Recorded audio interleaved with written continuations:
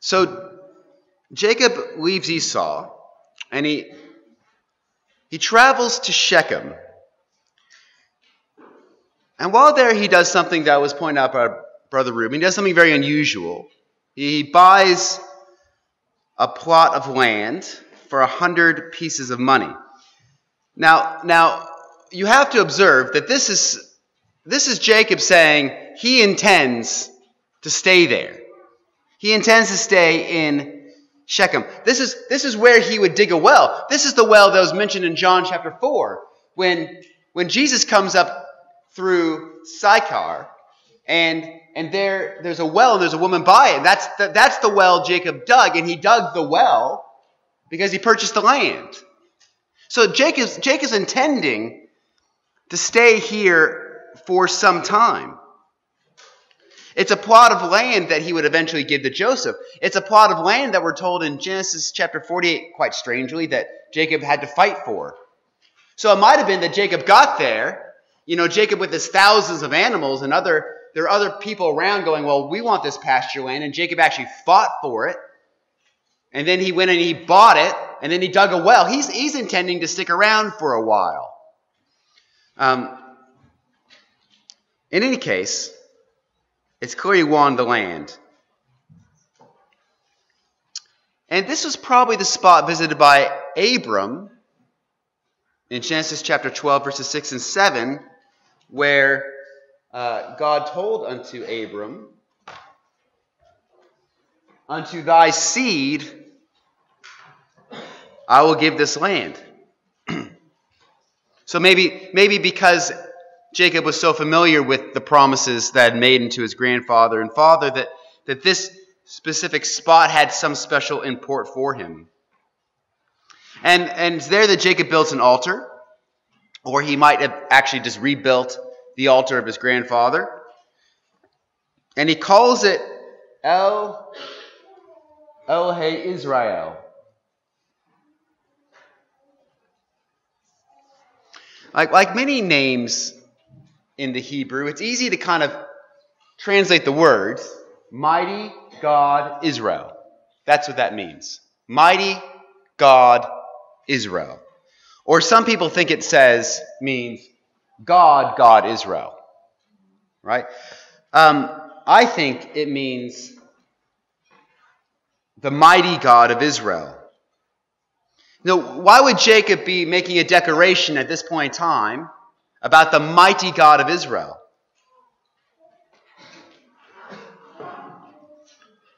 I think he's just seen firsthand that God strives.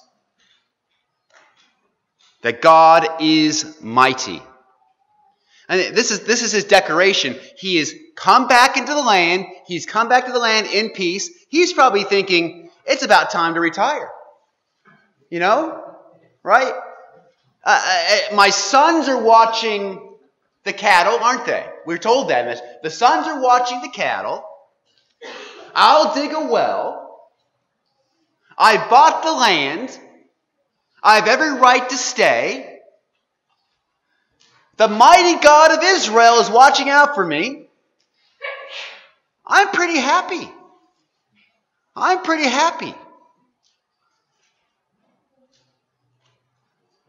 And having that beautiful end to chapter 33, we immediately see the contradiction. See, Dinah goes out and cavorts with the daughters of the land.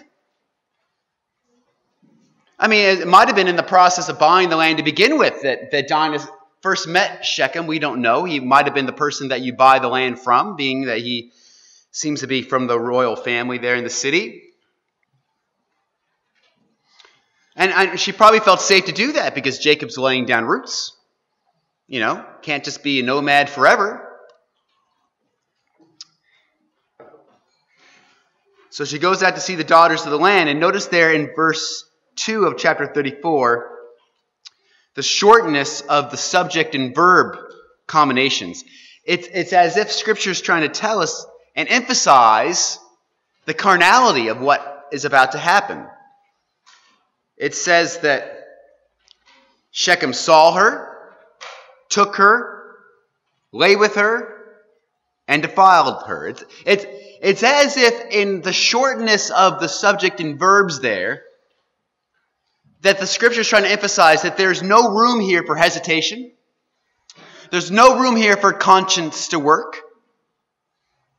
And by my reckoning, Dinah is at best here now a young teenage girl. So you girls who are 14, 15, 16, Dinah, your age, I think. So how does Jacob understand? I have a question then. How does Jacob understand this? His God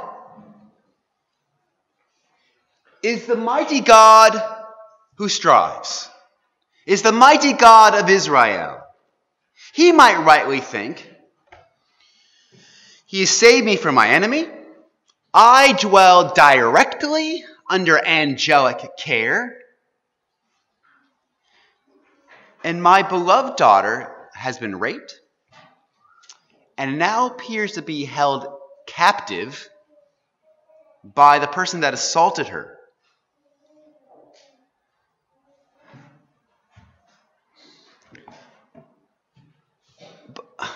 But I thought the God of Israel was mighty. I thought He was with me wherever I go.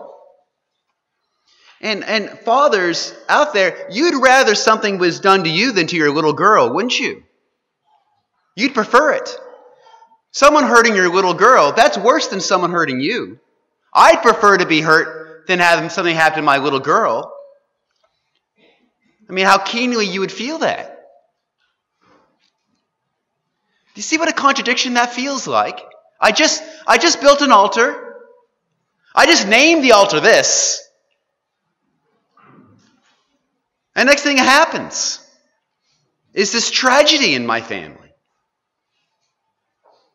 It's like you've gotten to the point where you trust God and all your fears put aside and you're thinking, now's about the time to slow down in life. And now this. And this will just mark the beginning of a succession of tragedies for Jacob. Those tragedies include the assault of Dinah, the death of Deborah, the death of Rachel, the infidelity of Reuben, the loss of Joseph, then the death of Isaac.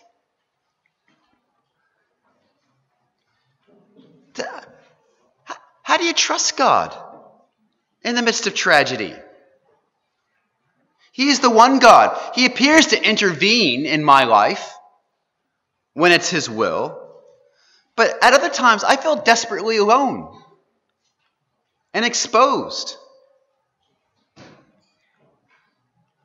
And of all His benefits, He neither removes death nor pain in this life. How do we come to accept this? Whatever this is for you, and what this was for Jacob. And to answer a question like that, we might turn to the words of the Apostle Paul, which are there but are difficult to accept.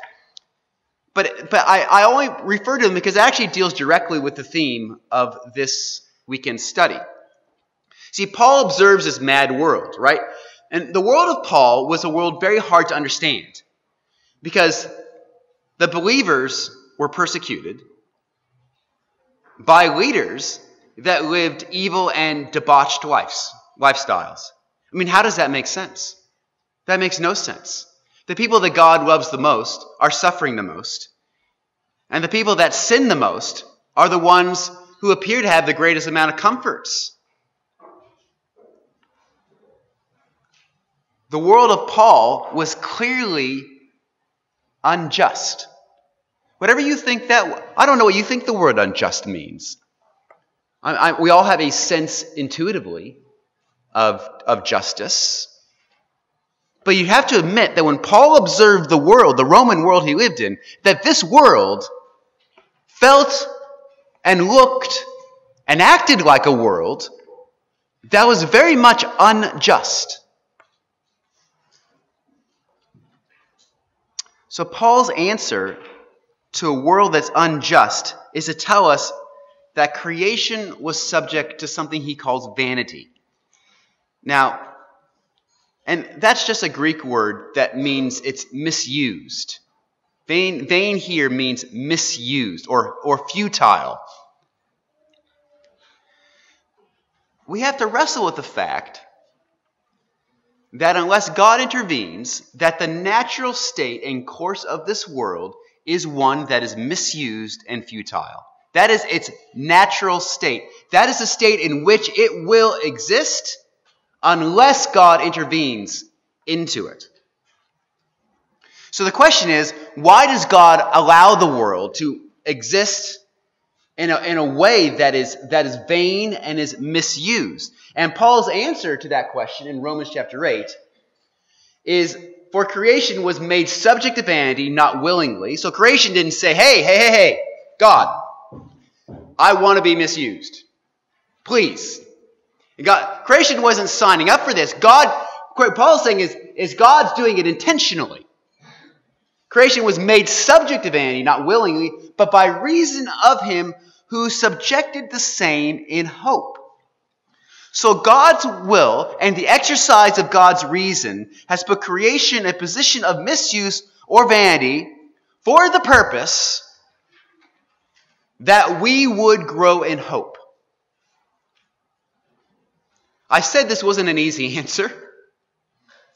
This isn't something that seems intuitive or even right, but this is what the Scripture says. The world is misused and is vain on purpose for the reason that we would grow in hope.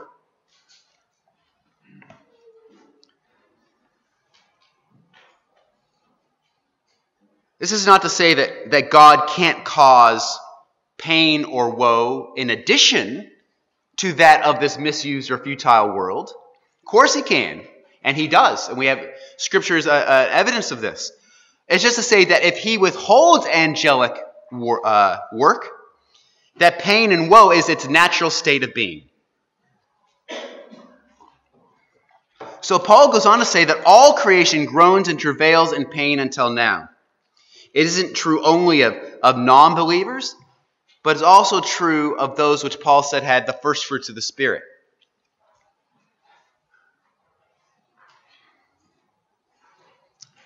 Why? Well, Paul says we're saved. We're not saved by comforts or ease or triumphs or strength. We're not saved by pleasures. We're not saved by contentment. We're not saved by convenience. We're not saved by enjoyment or happiness or luxury or pleasure or relief or abundance or alleviation or gratification or opulence or sufficiency or any other word that the thesaurus helped me find. No, we aren't saved by any of those things, says Paul.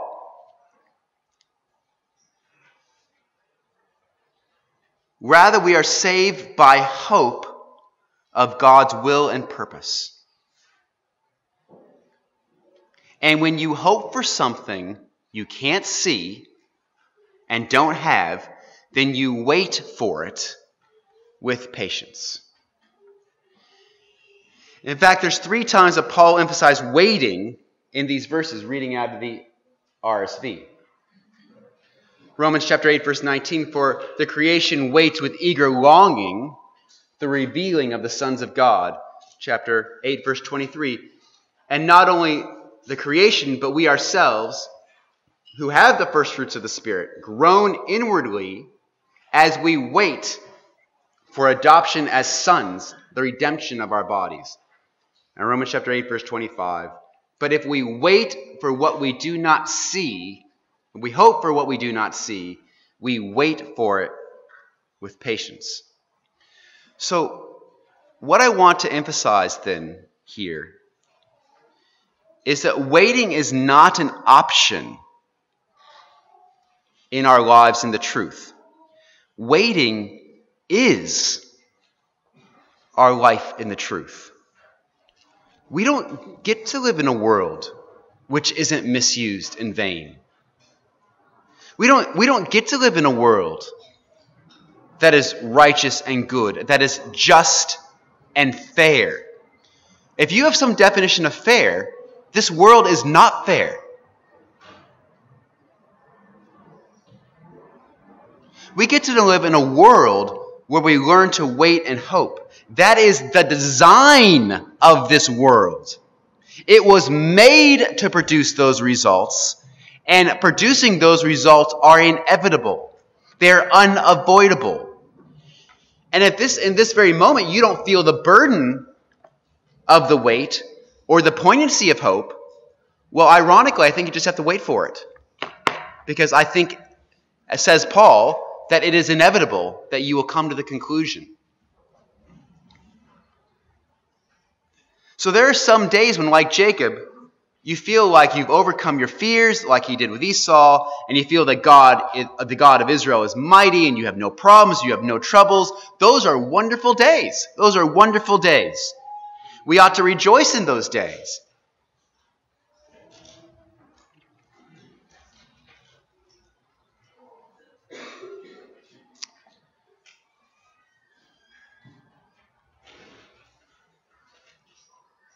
How would Jacob know that within moments of him erecting that altar, he would begin a downward spiral of tragedy that he felt so keenly, and that God would allow him to feel so keenly? But there's every sign. I just want to emphasize this. You guys may not have noticed, but in our hymn book, the theme of waiting on God is very strong.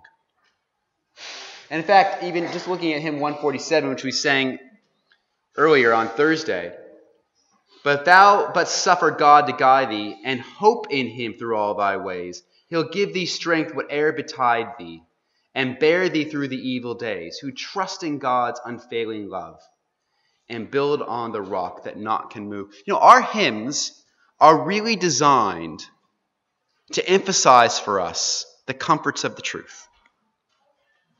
And they do.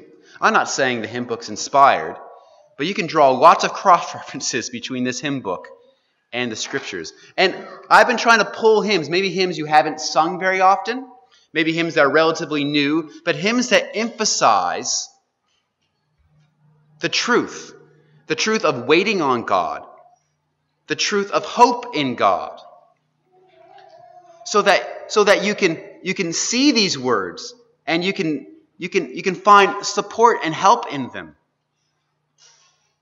Sometimes I'll sing a hymn and I'll start crying, and I'll think to myself, why am I crying?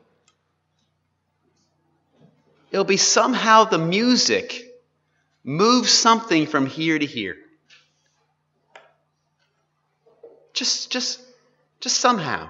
And I didn't even know I was struggling with it. I didn't know I was worrying about it. But the music somehow moved it.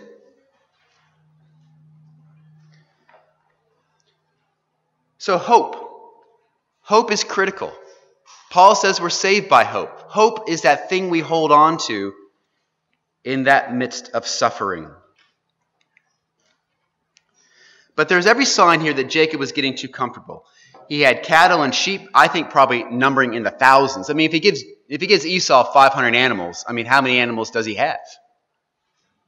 In thousands, I would guess.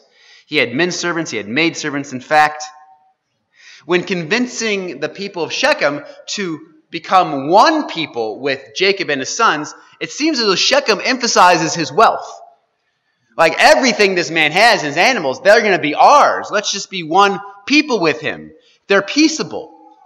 It seems to be the argument used by Hamor and Shechem. So Jacob purchased some land and he defended it. He dug a well. He was looking to settle. His boys had primary responsibility of the flocks. Esau was safely at Mount Seir. And now Hamor was giving him a very enticing offer. And the offer is found in Genesis chapter 34, verses 8 to 12. Maybe read that along with me. And Hamor communed with them, saying, The soul of my son Shechem longeth for your daughter. I pray you give him to wife, and make ye marriages with us, and give your daughters unto us, and take our daughters unto you, and ye shall dwell with us. And the land shall be before you. Dwell, and trade ye therein, and get you possessions therein. And Shechem said unto her father and unto her brethren, Let me find grace in your eyes, and ye shall say unto me, I will give. Ask me never so much dowry and gift, and I will give according as ye shall say unto me, but give me the damsel to wife. That's beautiful language. I just translated it using the Ben version, because sometimes it's easy for me to get my head around. Jacob, if you're willing to be one people with us, you can stay here permanently. Gone are your days of ceaseless nomadic existence. You'll grow even wealthier and trade easily. We will give you a dowry for your daughter. You just name the price. I think is essentially the message behind the message.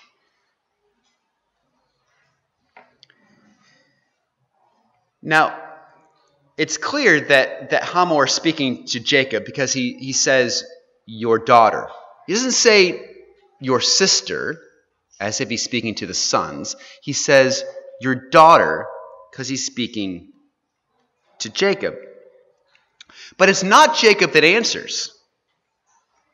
It's his sons that answer.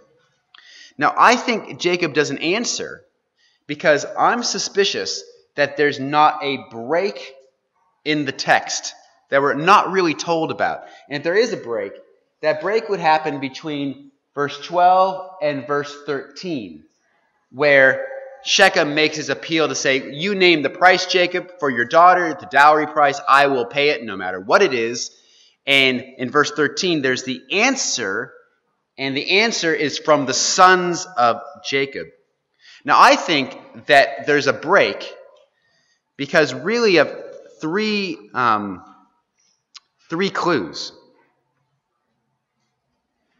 right? So, what are those clues? Well, first of all, when Jacob is blessing Simeon and Levi, he makes it pretty clear that this plot of theirs to go and to murder the citizens of Shechem was nothing to do with him. He says quite a few things. Amongst those things are, "O my soul, come not into their counsel." As in, I'm not going to be in a scheme with them. I mean, I might call this a scheme. Hopefully you know what I mean by a scheme. A scheme is the idea where you really want something and you plot to get it. He says, "Oh, my soul, come not into their counsel." He didn't want to be in their schemes then. He didn't want to be in their schemes back when it started. Of course, he cites their anger and their wrath and their cruelty.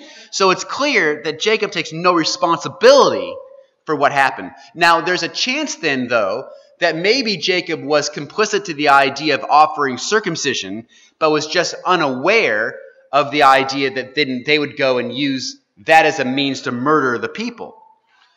But then if you think that, you're wrestling with the idea that when they say, when the sons say in verse 16, "We will take your daughters, the Shechemite daughters, to ourselves, and we will dwell with you and become one people," that you have to then believe that Jacob would have consented to that.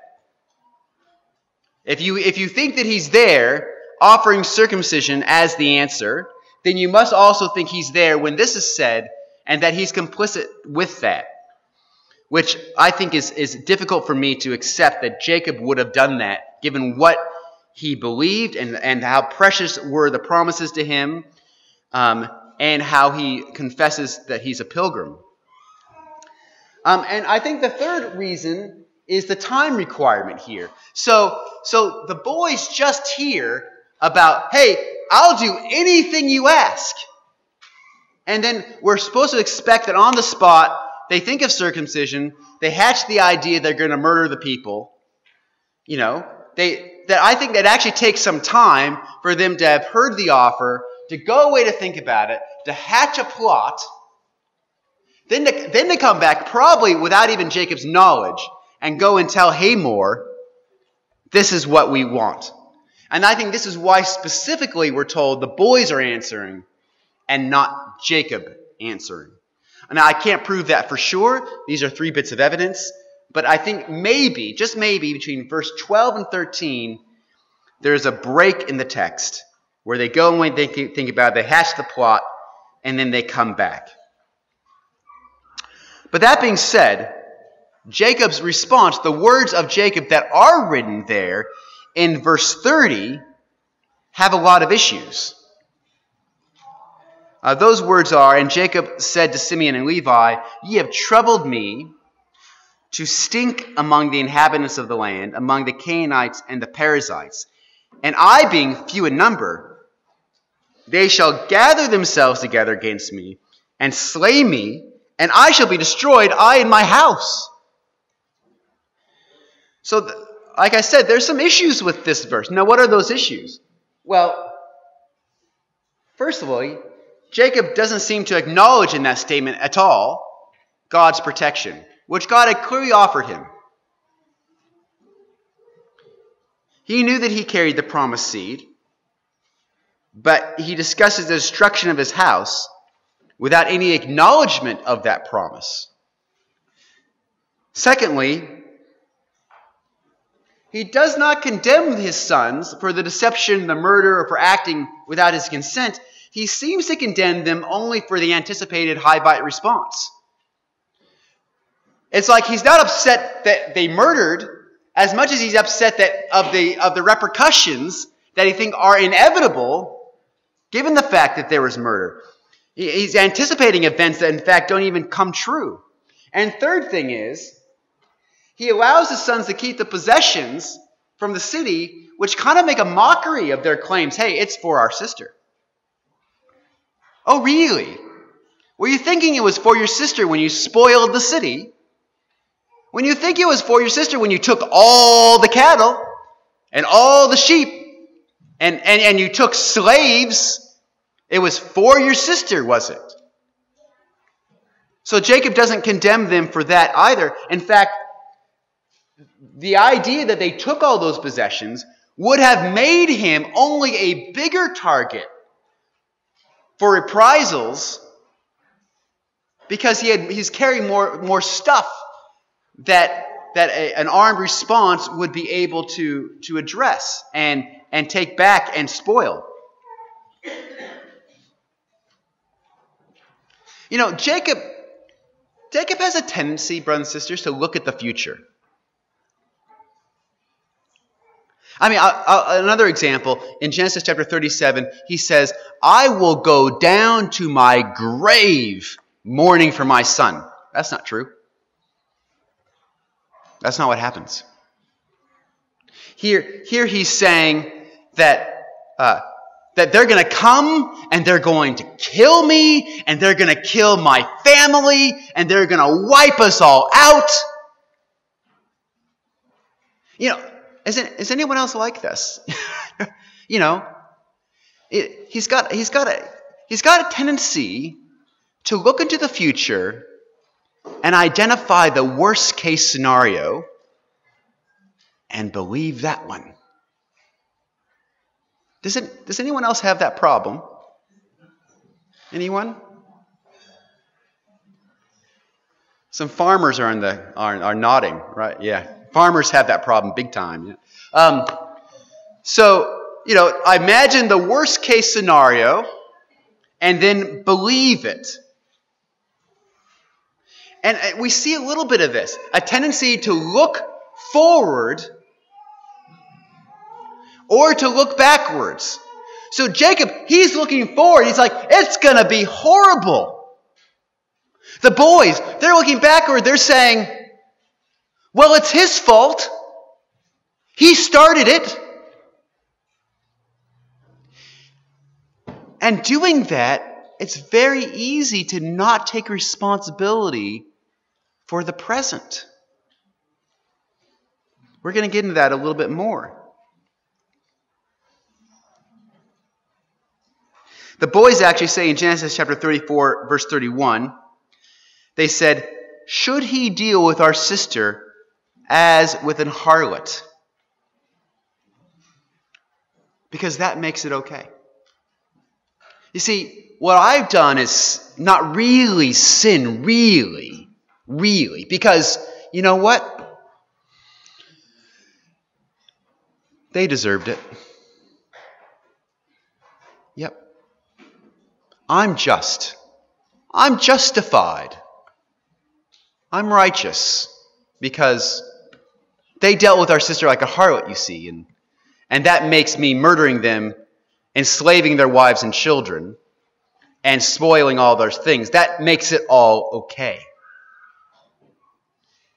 So we have a tendency, brothers and sisters, to look backwards and rationalize, and we have a tendency to look forward and rationalize. And I think we see both of those things happening here. And so actually, I want to just focus on the idea then of events, responses, and outcomes. Because I think it's quite helpful for us to look at this idea of surrender. Now, events are things that happen to us. Those things that happen to us could be welcome and fortunate, or they could be difficult and upsetting, such as the rape of Dinah or Jacob's son slaying the Shechemites. From Jacob's perspective, both of those were events. They were things that he didn't do, but things that happened to him and that he then is left to deal with. Now, coming into the world, I know now as a father that a lot of people just link directly events to outcomes. See, my children do this. I won't mention by name because it's all of them.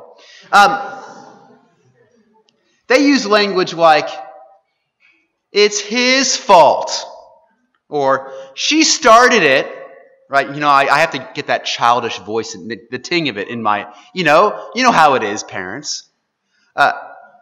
It's the language of blame. It's the language of, should he treat our sister like a harlot? In other words, Levi and Simeon are saying he started it.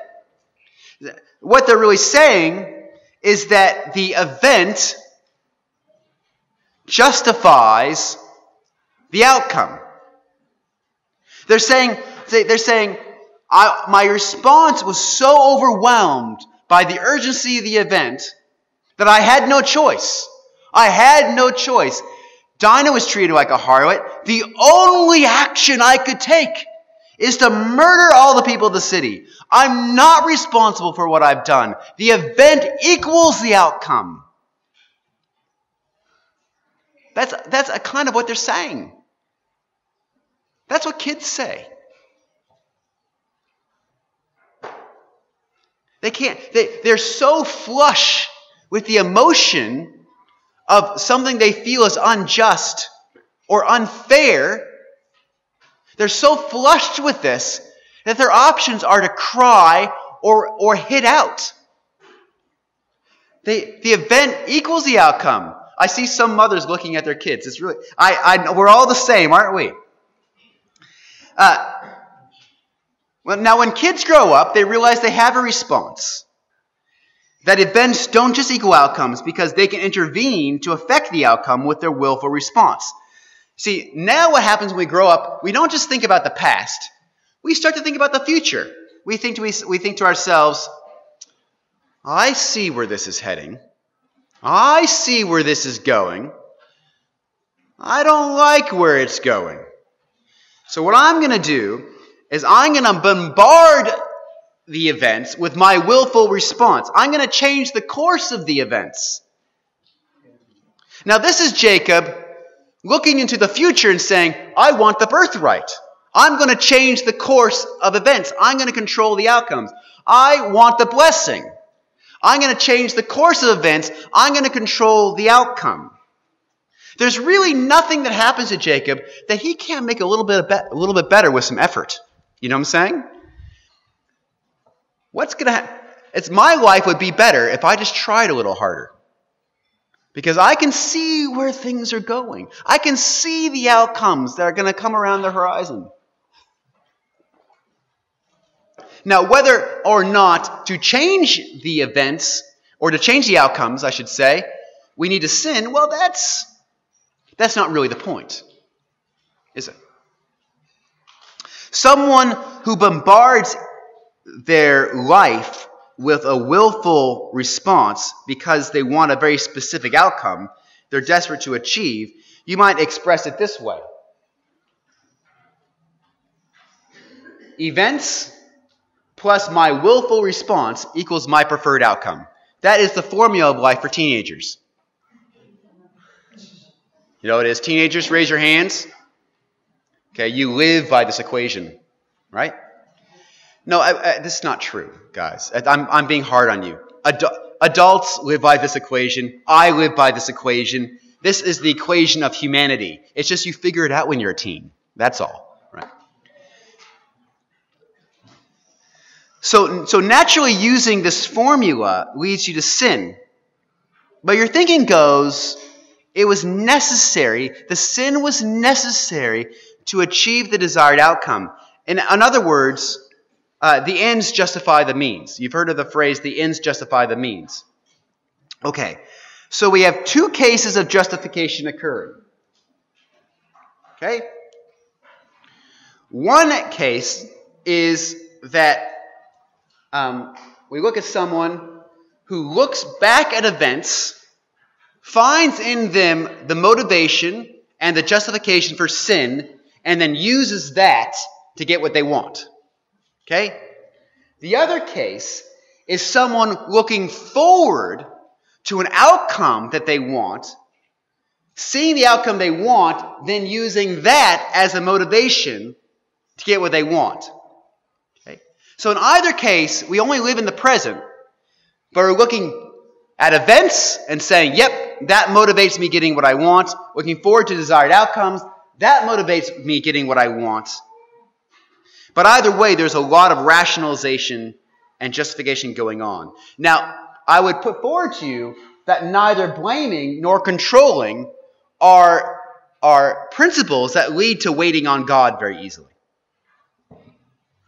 Is that clear enough?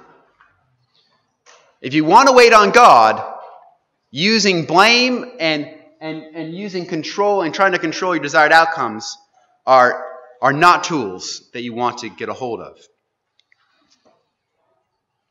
So what's surrender? Now, attitude of surrender, the focus isn't so much on the event or the outcome.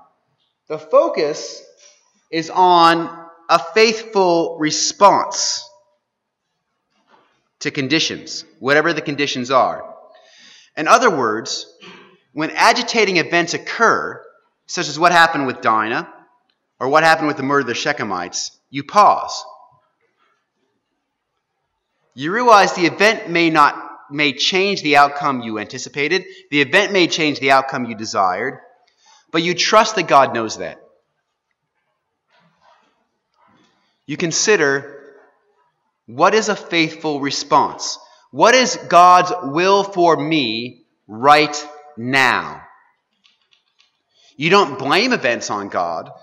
You're not fatalistic as if you have no response at all. Because God's behind everything, so I don't have any response. That's not the way you think. You trust that God has shown you what your response ought to be. Now let me give you a couple examples. One I mentioned yesterday and another one. First example is David, and he's in the cave at En-Gedi. And there comes Saul into the cave. Now Saul's been hunting him and trying to kill him. And he's in the cave. And Saul doesn't know that David's in the cave too. And David's companion, I think it was Abishai, says to David, David, the Lord has given Saul into your hands. Do you want me to kill him? Now there's a lot going on there. There's events. He had been hunted and treated unfairly by Saul. There's the anticipated outcome. God told me I was going to be king anyway. Does it matter if I just help it along? And David says, no, What is a faithful response? And the faithful response is, I will not lift up my hand against the Lord's anointed. And guess what? God handled it another way. And Saul fell by the hand of the Philistines, not by the hand of David. So the issue is, what is a faithful response?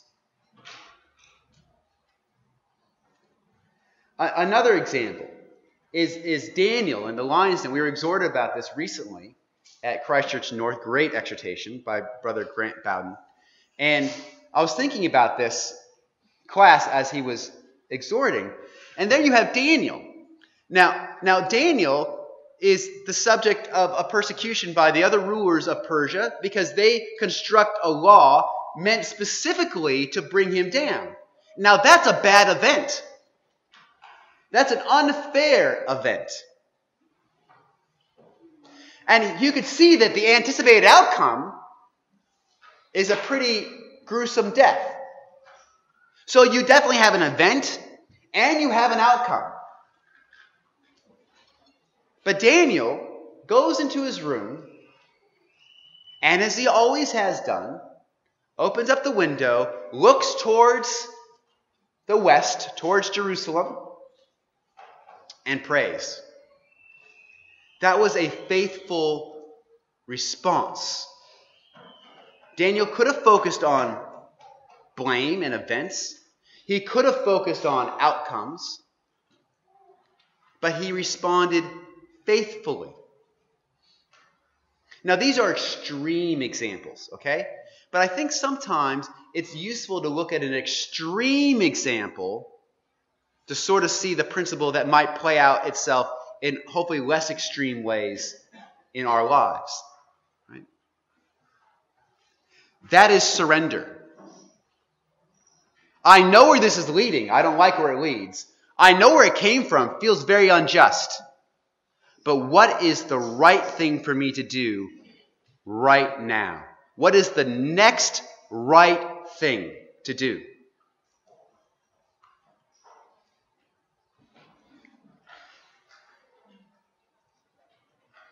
See, when trying to do what is right, we let go. We have to let go of controlling the outcome. We actually have to understand we may not get what we want. But how things turn out is not as important as acting faithfully now. Now that is actually the key. How things turn out is not as important as acting faithfully now. It helps that our true hope is the kingdom. Not in this present world. We think the world is misused. We think the world is vain. We expect the world to be vain. We expect the world is going to be misused.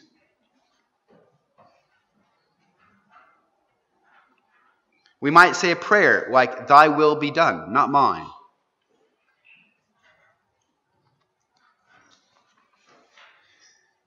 And I think these are the principles that come out firstly here in Matthew chapter 6, verses 27, 31 to 34.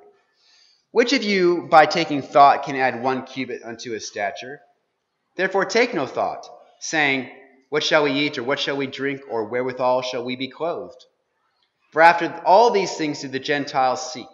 For your heavenly Father knoweth that ye need all these things. But seek ye first the kingdom of God and his righteousness, and all these things shall be added unto you. Take therefore no thought for the morrow shall take thought for the things of itself.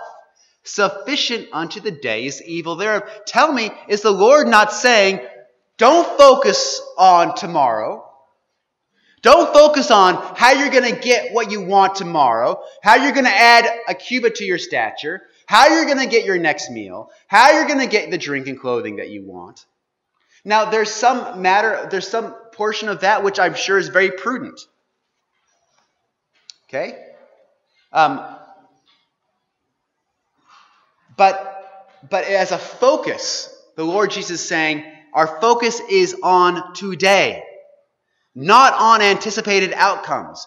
on being faithful today, on seeking first the kingdom today. And likewise, he says the same thing about the past.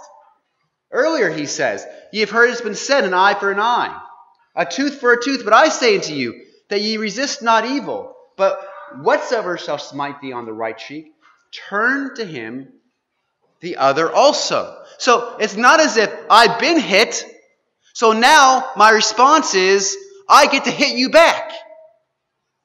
Simeon and Levi. So we focus on the past, we're not going to have a faithful response. We focus on the future, we're not going to have a faithful response. And so who are the people that focus on the past? They're the blamers. Who are the people that focus on the future? They're the schemers. I just want these little sketches. I hope what they show us is that we need to, and Jacob certainly needed to progress. But how does one progress from being a blamer or a schemer to being a faithful servant? Well, one tool is to show you that in reality, you have no real control or power over outcomes anyways. You can't make dead or alive. You can't make one hair white or black. You can't make yourself taller or shorter. You see, Jacob will be faced with multiple tragedies. Rachel will die in childbirth. Joseph will be presumed dead. Isaac will die. He'll be faced by famine. So really, in all of those things, what control does he have? In any of those things, what control did he ever really have? And all the while that's happening, God is orchestrating world events. He's putting Joseph second in command in Egypt. He's creating conditions to save the family, which are all completely and totally out of Jacob's control. Jacob couldn't even have planned something so wonderful if he had all the power in the world. And realizing how great God is, Jacob can see it's not the event or the outcome, but a faithful response which must be his aim. Robert Roberts says this about Jacob. We shall not err if, like him, while trusting to God's guidance and cooperation, we humbly and prayerfully resort to the best arrangement our wisdom can suggest, always taking care that none of our arrangements are forbidden, for if we are disobedient in the means we employ, we cannot expect divine approbation and blessing. So briefly then, after the sacking of Shechem, Jacob is left with all their wealth, all their little ones, and their wives. Basically, coming away from Shechem, Jacob has a household of idol worshippers. Now,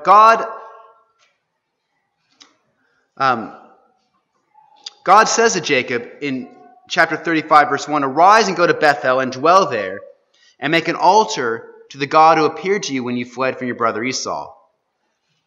So Jacob at this point in time has probably never been wealthier, and he's probably never been in greater danger. He has rebellious children. He has a camp full of foreigners with a resentment.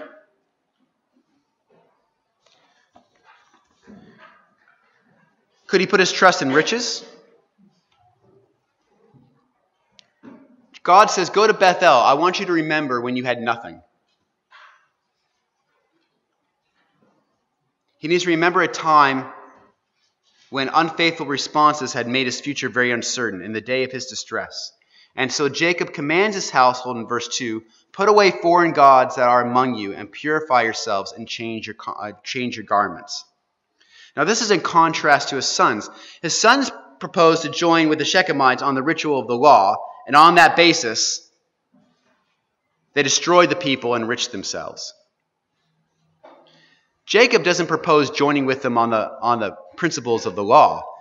Jacob proposes moral recognition of the one true God, putting away the old wife, burying the image, changing the garments, and purifying themselves. The ritual of the law killed the Gentiles here. The principles of Jacob probably saved them. So in the midst of fear, Now, Jacob's very afraid right now. Jacob will obey Yahweh. He will purify the people. He will take them to the house of God, and he will teach them the ways of the God of Jacob. Now, look at the response here of the people then in Genesis chapter 35, verse 5. And they journeyed, and the terror of a God was upon the cities that were round about them, and they did not pursue after the sons of Jacob. Now, this is remarkable. Jacob was terrified of what the cities and the people around him would do because of the slaughter.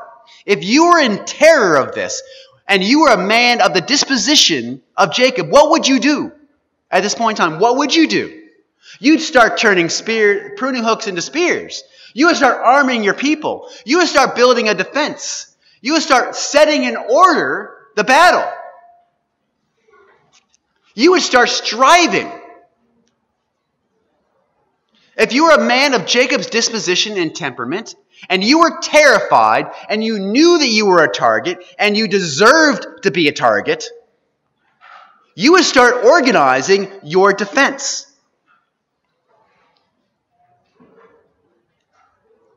Jacob doesn't do that. Jacob acts with faith. He obeys God's command. He prepares the people to change. He puts idolatry out of his house. And the result of all that was the exact thing he wanted.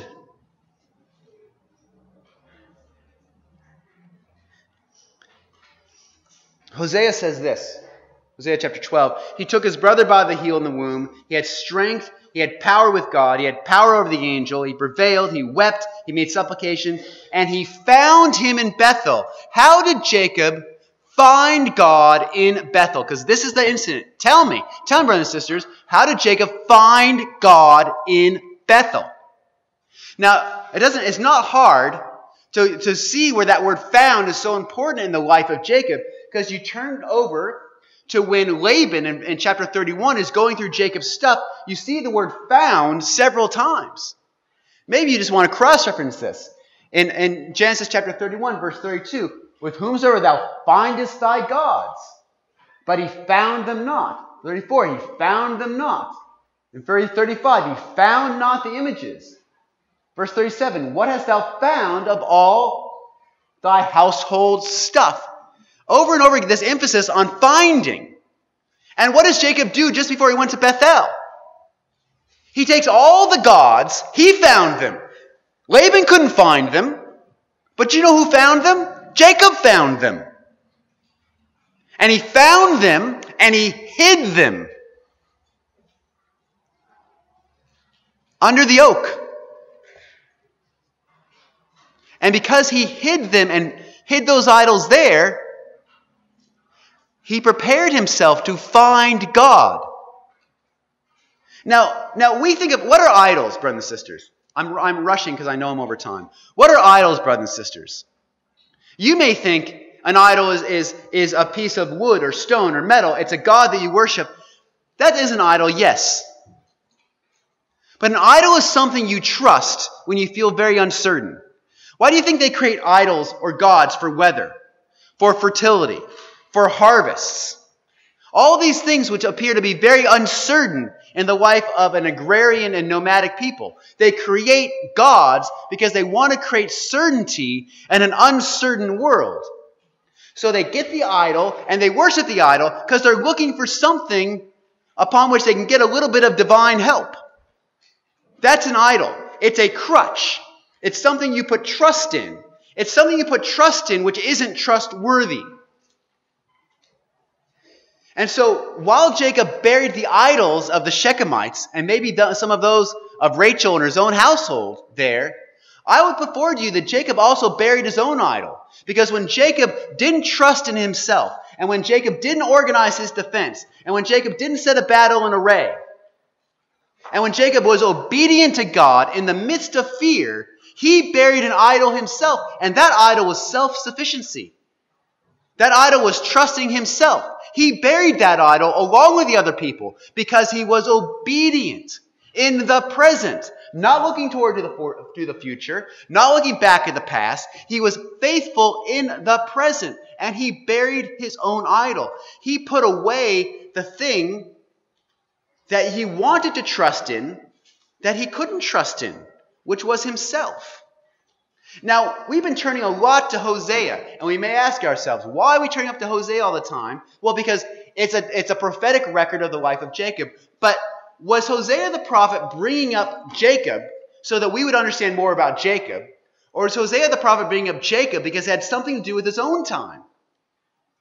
Well, clearly Hosea was bringing up Jacob because it had something to do with his own time. So what was going on in the life of Hosea where he thought it was necessary to bring up a man like Jacob? And we read there in Hosea chapter 12, verse 1.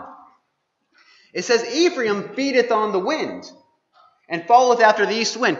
Ephraim is chasing after the wind, meaning Ephraim is involved in vain activities that won't work. Okay? What are those vain activities that won't work? He daily increaseth lies and desolation, and they do make a covenant with the Assyrians, and oil is carried to Egypt. So what is this verse saying? That's saying Ephraim is following a policy that will not work. It's like chasing the wind. What Ephraim wants to do is Ephraim wants to be able to sin using lies and desolation. Now, in regards to Shechem, I would say that's a good example of what happened. Lies and desolation. So Ephraim wants to be able to do lies and desolation, but they think it's going to be okay. Why do they think it's going to be okay?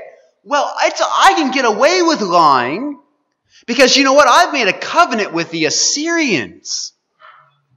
And you know what? I'm giving a supply of oil every year to the Egyptians. And I'm okay because I have two big things to worry about. I got the Assyrians to worry about and I got the Egyptians to worry about. And they're both in my pocket. The Egyptians, I'm giving them so much oil, they're never going to touch me. And the Assyrians, I've made a covenant with them. They're not going to bother me. I can get away with lying. I can get away with desolation. I can put trust in something that's not trustworthy. So what happens is Hosea begins the chapter saying, you're putting trust in things that that aren't trustworthy. That's one lesson from the life of Jacob. Putting trust in things that aren't trustworthy. Jacob would find that out with Laban, wouldn't he? They want to make a covenant with the Assyrians. Jacob tried to make a covenant with the Assyrian once.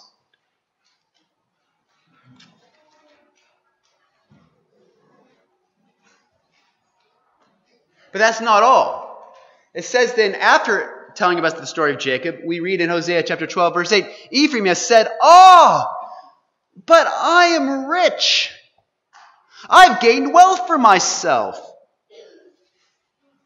But all his riches, say Hosea, can never offset the guilt he has incurred. So what's the lesson there? So Ephraim is saying, yeah, you know, I've lied. I've made some desolation. But you know what? Do you know what the result of all those lies and desolation is? Do you know what it is? I'm rich. I'm rich. You know what? You may not like it, Hosea, but it's worked. It's worked. Can't argue with the facts, Hosea. I'm rich. And so what's Hosea say? The ends which are your riches do not justify or offset the means, which is your guilt. So there are two lessons then from the life of Jacob. You cannot put trust in what is not trustworthy, and that the ends do not justify the means. And so Hosea felt it very necessary to prove the case, looking at the life of Jacob. And Jacob is a testimony of putting trust in things that aren't trustworthy will not work. The only thing that Jacob could trust his entire life was God. Could Jacob trust Isaac? Isaac favored Esau. Could Jacob trust Rebekah? Her schemes. Could Jacob trust Esau? Esau wanted to kill him. Could Jacob trust Laban? No. Laban's trying to outmaneuver him and leave him impoverished. Could he trust Leah? Well, Leah was complicit in the deceit of Laban. Poor girl. I think she was controlled, but nevertheless she was. Could he trust Rachel? Could he trust his sons? Who could he trust? Who could Jacob trust? Only God. Only God. Not the Assyrians, not covenants, not riches, not oil. Only God. And do the ends justify the means in the life of Jacob? Do the ends justify the means? Is Jacob's not life one of the ends trying to justify the means? He had power with God. It looked like everything he was doing was working. He struggled with his brother in the womb. He was constantly trying to supplant his brother. The ends do not justify the means. These are the lessons of the life of Jacob. So the prophet summarizes and says, therefore turn thou to thy God. Keep mercy and keep judgment. Wait on thy God continually. And you think about keeping mercy and keeping judgment. They are the answer. Because if we have things in our past that we don't like, we've been hit. We don't want to turn the other cheek. We've been hurt. My daughter's been hurt. And we want to respond and we want to justify sin. We don't want to wait on God. And Hosea says, you wait on God. And how do you wait on God? By showing mercy. By looking at the things of the past and mercifully looking at them. And God has been good to you. And so you accept events as a result of keeping mercy. But what about the future? But I don't like where things are going to go. I don't like where this is heading. I don't want it to head there. I want it to change. I want it to be different. I don't want a faithful response. I want to intervene to change the course of events so I can get what I want. And Hosea says, no, you keep judgment. You are just. You do not pervert judgment in the course of getting what you want. So the result of keeping mercy about things that have been and keeping justice about things that will be, the inevitable outcome is that you're going to wait on God. And that's what Jacob needed to learn, brothers and sisters. So to summarize our studies today, what are the principles of surrender we have learned? First of all, this world is futile and vain, and God made it that way to increase our hope, so that we would learn to wait on Him. No matter early successes, it's easy to fall back into old habits, especially with fear, and forget to wait on God. When afraid of Shechem, Jacob was obedient. He purified his house, he put away idols and all false forms of trust. Those who don't wait on God justify their responses, believing the desired ends justify the means. Those who wait on God keep mercy when they'd like to blame. They keep judgment when they'd like to control the future. And thus, they respond with faith.